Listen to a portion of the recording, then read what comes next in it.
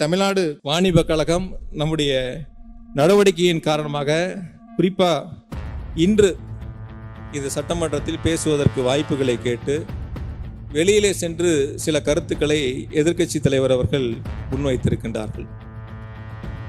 சில கருத்துக்களை அவர்கள் முன்வைக்கின்ற பொழுது கடந்த காலங்களில் அவர்கள் ஆட்சியில் நடந்ததை மறந்துவிட்டு ஏதோ இப்பொழுது நடப்பதை போல ஒரு தோற்றத்தை உருவாக்குவதற்காக பத்திரிகைகளை சென்று வெளியிலே சென்று பேட்டி கொடுத்தா அது முழுவா லைவ்ல போகும், மக்கள்லாம் பார்ப்பாங்க, இங்கே பேசினா முழுசாக கொண்டு சேர்க்க முடியாது என்ற முயற்சியை அவர்கள் முன்னெடுத்திருக்கின்றால் நிச்சயமாக இந்த முயற்சி அவர்களுக்கு தோல்வியை தரும்.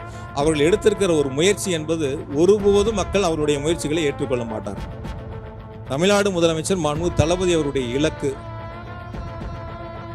தமிழ்நாட்டில் ஒட்டுமொத்தமாக எந்த விதமான போதைப் பொருள் நடமாட்டமும் இல்லாத ஒரு தமிழகத்தை உருவாக்க வேண்டும் என்பதுதான் மாண்புமிகு முதலமைச்சருடைய இலக்கு.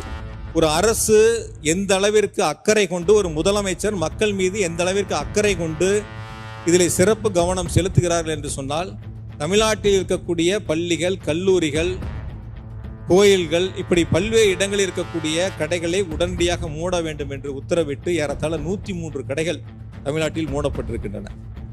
கூடுதலாக 500 கடைகள் முதலமைச்சருடைய உத்தரவின் அடிப்படையில் கூடுதலாக மூடப்பட்டிருக்கின்றன.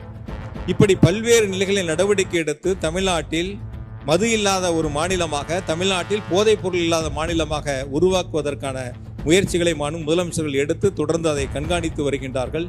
எனவே வெளியிலே பேசுகின்றவர்கள் ஏதோ தமிழ்நாட்டில் மட்டும் மது விற்பனை இருப்பதை போல, தமிழ்நாட்டில் இந்த மது விற்பனை மூலமாகத்தான் அரசு நடைபெறுவதைப் போல சில அரசியல் இயக்கங்கள் தேர்தலை மனதிலே வைத்து மக்களிடத்திலே ஒரு அவப்பெயரை உருவாக்குவதற்கு முயற்சி எடுக்கின்றார்கள். அதிலும் குறிப்பாக 4 ஆண்டு கால திராவிட மாடல் ஆட்சியில் முதலமைச்சருடைய வளர்ச்சி திட்டங்களை பொறுத்து கொள்ள முடியாமல், மக்கள் முதலமைச்சர்கள் மீது வைத்திருக்கிற நம்பிக்கையை பொறுத்து கொள்ள முடியாமல், இன்னும் 1 வருட காலம்தான் தேர்தலுக்கு இருக்கிறது, எப்படியாவது மக்களிடத்தில் ஒரு அவப்பெயரை அரசுக்கு உருவாக்கிட வேண்டும் என்ற முனைப்போடு சில முயற்சிகளை முன்னெடுக்கின்றார்கள். அந்த முயற்சி ஒருபோதும் அவரிடத்தில் எடுபடாது.